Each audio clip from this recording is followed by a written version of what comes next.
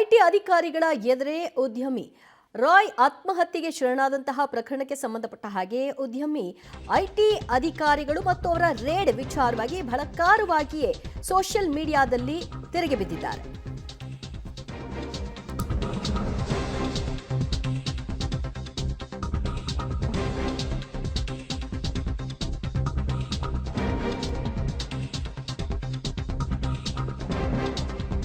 IT ಅಧಿಕಾರಿಗಳ ಎದುರೇ ಉದ್ಯಮಿ Roy suicide ಮಾಡಿಕೊಂಡಂತಹ ಪ್ರಕರಣ ಸಂಬಂಧ ಐಟಿ ಅಧಿಕಾರಿಗಳ ವಿರುದ್ಧ ತಿರುಗಿ ಬಿದ್ದಿದ್ದಾರೆ ಉದ್ಯಮಿಗಳು. ಟ್ಯಾಕ್ಸ್ ಟೆರರಿಸಂ ಬಗ್ಗೆ ಕರ್ನಾಟಕದ ಉದ್ಯಮಿ ಬಿಗ್ ಬಾಂಬ್ ಅನ್ನ ಹಾಕಿದ್ದಾರೆ. ರಾಯ್ ಆತ್ಮಹತ್ಯೆ ಬೆನ್ನಲ್ಲೇ ಪ್ರಧಾನಿ ನರೇಂದ್ರ ಮೋದಿ ಮತ್ತು ವಿತ್ತ ಸಚಿವೆ ನಿರ್ಮಲಾ ಸೀತಾರಾಮನ್ ಅವರಿಗೆ ಎಕ್ಸ್ನಲ್ಲಿ ಪೋಸ್ಟ್ ಒಂದನ್ನು ಮಾಡೋ ಮೂಲಕವಾಗಿ ದಯವಿಟ್ಟು ರಾಯ್ ಕೇಸ್ನ ಪಾರದರ್ಶಕ ತನಿಖೆ ಆಗಬೇಕು ಅನ್ನುವಂತಹ ಮನವಿಯನ್ನ ಇಟ್ಟಿದ್ದಾರೆ. ಸೊ ನೀವು ನೋಡ್ತಾ ಇದ್ರಿ, ಇದರಲ್ಲಿ ಮೋಹನ್ ದಾಸ್ ಪೈ ಅವರ ಒಂದು ಪೋಸ್ಟ್ ಏನಿದೆ, ಇದರಲ್ಲಿ ನರೇಂದ್ರ ಮೋದಿ ಅವರು ಮತ್ತು ನಿರ್ಮಲಾ ಸೀತಾರಾಮನ್ ಇಬ್ಬರಿಗೂ ಕೂಡ ಟ್ಯಾಗ್ ಮಾಡಿದ್ದಾರೆ. ಆದಷ್ಟು ಈ ಪ್ರಕರಣವನ್ನ ಪಾರದರ್ಶಕವಾಗಿ ತನಿಖೆ ಮಾಡಿ ಅನ್ನುವಂತಹ ಮನವಿಯನ್ನ ಇಟ್ಟಿದ್ದಾರೆ. ಈಗಾಗಲೇ ಕಾಫಿ ಡೇನ ಸಿದ್ಧಾರ್ಥ್ ಅವರನ್ನ ನಾವು ಕಳ್ಕೊಂಡಾಗಿದೆ. ಐಟಿ ಅಧಿಕಾರಿಗಳ ಟಾರ್ಚರ್ಗೆ ಅನೇಕರು ಸಮಸ್ಯೆಯನ್ನು ಅನುಭವಿಸ್ತಾ ಇದ್ದಾರೆ. ಈ ರೀತಿಯ ಕಿರುಕುಳದಿಂದ ದಯವಿಟ್ಟು ಜನರನ್ನ ರಕ್ಷಿಸಿ ಅನ್ನುವಂತಹ ವಿನಂತಿಯ ಜೊತೆಗೆ ಈ ರೀತಿಯ ಐಟಿ ರೇಡ್ ಏನಿದೆ, ಈ ಪ್ರಕ್ರಿಯೆಯೇ ಬಹಳ ಕ್ರೂರತ್ವದಿಂದ ಕೂಡಿದೆ ಅಂತ ಕಟುವಾಗಿ ಮಾತನಾಡಿದ್ದಾರೆ.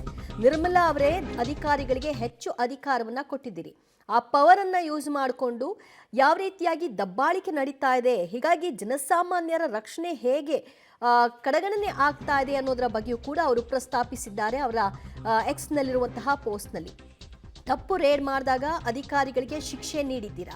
ಖಂಡಿತ ಇಲ್ಲ ಅಂತ ಹೇಳಲ್ಲ. ತಪ್ಪು ರೇಡ್ಗಳಾದಾಗ ಅಧಿಕಾರಿಗಳ ವಿರುದ್ಧ ಕ್ರಮ ಏನು ಆಗಬೇಕು ಅದಾಗಿದೆ. ಕಳೆದ 3 ವರ್ಷಗಳಲ್ಲಿ 72 ಲಕ್ಷ ಕೋಟಿ ನೇರ ತೆರಿಗೆಯಿಂದ ಸಂಗ್ರಹ ಆಗಿದೆ ಅನ್ನುವಂತಹ ವಿವರಣೆ ಇದೆ 3 ವರ್ಷದ ಅವಧಿಯಲ್ಲಿ. ಇದು ದಾಖಲೆಯ ಸಂಗ್ರಹದ ಜೊತೆಗೆ ಡಿಜಿಟಲ್ ಕ್ರಾಂತಿ ಅಂತಲೂ ಕೂಡ ತಾವು ಇದನ್ನು ವ್ಯಾಖ್ಯಾನಿಸ್ತೀರಿ, ರೈಟ್? ಇದೆಲ್ಲವನ್ನು ಕೂಡ ಒಪ್ಪೋಣ. ಆದರೆ ಎಷ್ಟು ಈ ರೀತಿಯ ರೇಡ್ಗಳಿಂದ ದುಡ್ಡನ್ನು ಸಂಗ್ರಹಿಸಿದ್ದೀರಿ ಅನ್ನೋದರ ಮಾಹಿತಿಯೂ ಬೇಕಲ್ವೇ ಅನ್ನುವಂತಹ ಪ್ರಶ್ನೆ ಅವರದ್ದಾಗಿದೆ. ಎಷ್ಟು ಲಿಟಿಗೇಷನ್ ಕೇಸ್ಗಳಿವೆ ಮತ್ತು ಕೋರ್ಟ್ನಲ್ಲಿ ಎಷ್ಟು ಪ್ರಕರಣಗಳಿವೆ? ದಯವಿಟ್ಟು ಇದೆಲ್ಲದರ ವಿವರವನ್ನು ಕೊಡಿ. ಯಾಕಂದರೆ ರೇಡ್ಗಳು ತನ್ನಷ್ಟಕ್ಕೆ ತಾನು ಆಗ್ತಾ ಇರುತ್ತೆ, ನಾನ್ ಸ್ಟಾಪ್ ರೇಡ್ಗಳನ್ನ ಮಾಡ್ತಾರೆ, ಕೊಡಬಾರ್ದ ಕಿರುಕುಳವನ್ನು ಕೊಡ್ತಾರೆ, ದಾಖಲೆಗಳನ್ನ ಹೊತ್ಕೊಂಡು ಹೋಗ್ತಾರೆ. ಆ ನಡುವಲ್ಲಿ ಅವರು ಅನುಭವಿಸುವಂತಹ ಮಾನಸಿಕ ಯಾತನೆ ಏನಿದೆಯಲ್ಲ ಮತ್ತು ಅವರ ಆರ್ಥಿಕ ಹಿಂಜರಿತನೂ ಏನಾಗುತ್ತಲ್ಲ, ಏರುಪೇರಾಗುತ್ತಲ್ಲ, ಅದರ ಬಗ್ಗೆಯೂ ಕೂಡ ವಿವರಣೆ ಬೇಕಲ್ವಾ ಅಂತ ಅವರು ಕೋರಿದ್ದಾರೆ. ಮತ್ತಷ್ಟು ಮಾಹಿತಿ ಕೊಡ್ತಾರೆ ನಮ್ಮ ಪ್ರತಿನಿಧಿ ಪವಿತ್ರ ಕರ್ತಿಲ. ಪವಿತ್ರ, ಮೋಹನ್ ದಾಸ್ ಪೈ ಅವರ ಒಂದು ಪೋಸ್ಟ್ನಲ್ಲಿ ವಿನಂತಿಯ ಜೊತೆಗೆ ಬಹಳ ಕಟು ಶಬ್ದಗಳಿಂದಲೂ ಕೂಡ ಐಟಿ ರೇಡ್ನ ವಿಷಯವಾಗಿ ಮಾತನಾಡಿದ್ದಾರೆ ಮತ್ತು ಅವರೊಂದಷ್ಟು ವಿವರಣೆಯನ್ನ ಕೋರಿದ್ದಾರೆ. ಇಲ್ಲಿಯವರೆಗೂ ಯಾರೂ ಇದನ್ನ ಪ್ರಶ್ನಿಸಿರಲಿಲ್ಲ. ಬಹುಶಃ ಮೋಹನ್ ದಾಸ್ ಪೈ ಮಾಡಿದ್ದಾರೆ ಅಂತ ಕಾಣಿಸುತ್ತೆ.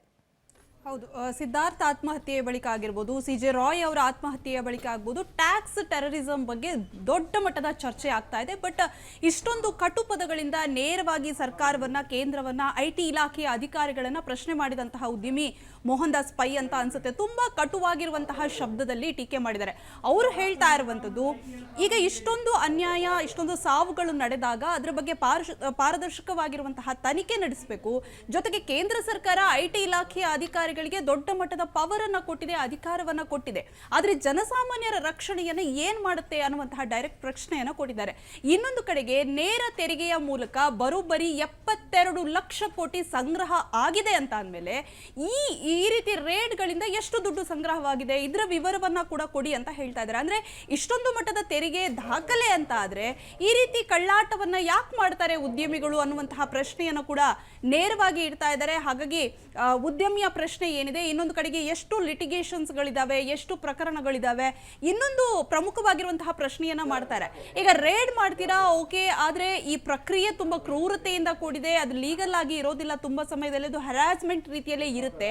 ಒಂದು ವೇಳೆ ಅಧಿಕಾರಿ ತಪ್ಪಾಗಿರುವಂತಹ ರೇಡ್ ಅನ್ನ ಮಾಡಿದ್ರೆ, ಅಂದ್ರೆ ರೇಡ್ ವೇಳೆಯಲ್ಲಿ ಯಾವುದೇ ರೀತಿ ಒಂದು ಟ್ಯಾಕ್ಸ್ ಅನ್ನ ಕಟ್ಟದೇ ಇರುವಂತಹ ಪೂರಕ ಮಾಹಿತಿ ದೊರಕಿಲ್ಲ ಅಂತ ಆದ್ರೆ ಆ ಅಧಿಕಾರಿಯ ವಿರುದ್ಧ ಏನ್ ಕ್ರಮವನ್ನ ಕೈಗೊಂಡಿದ್ದೀರಾ? ಇದುವರೆಗೆ ಒಂದೇ ಒಂದು ಕೇಸ್ನಲ್ಲಿ ತಪ್ಪಾಗಿರುವಂತಹ ರೇಡ್ನಲ್ಲಿ ಕ್ರಮವನ್ನ ಕೈಗೊಂಡಿಲ್ಲ ಅನ್ನುವಂತಹ ಆಕ್ರೋಶವನ್ನ ವ್ಯಕ್ತಪಡಿಸ್ತಾ ಇದ್ದಾರೆ.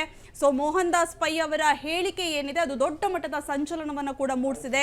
ಟ್ಯಾಕ್ಸ್ ಟೆರರಿಸಂ ವಿರುದ್ಧ ಈಗ ಉದ್ಯಮಿಗಳು ಕೂಡ ಸಿಡಿದೇಳಿರುವಂತದ್ದು. ಸೊ ಸಾಕಷ್ಟು ಉದ್ಯಮಿಗಳು ಕೂಡ ಇವರ ಹೇಳಿಕೆಯನ್ನ ಬೆಂಬಲಿಸ್ತಾ ಇದ್ದಾರೆ. ಇದು ದೊಡ್ಡ ಮಟ್ಟದಲ್ಲಿ ಕೇಂದ್ರಕ್ಕೂ ಹಾಗೂ ಐಟಿ ಇಲಾಖೆಯ ತಲಾಶೆ ಏನಿದೆ ಅದಕ್ಕೂ ಕೂಡ ಹಿನ್ನಡೆ ಆಗುವಂತಹ ಸಾಧ್ಯತೆ ಇದೆ. ಯಾಕಂದ್ರೆ ಇಷ್ಟರ ಮಟ್ಟಿಗೆ ಜನಮಾನಸದಲ್ಲಿ ಒಂದು ಹಂತದಲ್ಲಿ ಆಕ್ರೋಶ ಕೂಡ ಭುಗಿಲೇಳುವಂತಹ ಸಾಧ್ಯತೆ ಕೂಡ ಇದೆ. ದಿವ್ಯಾ, ಥ್ಯಾಂಕ್ ಯು ಪವಿತ್ರ ನಿಮ್ಮೆಲ್ಲ ಮಾಹಿತಿಗೆ.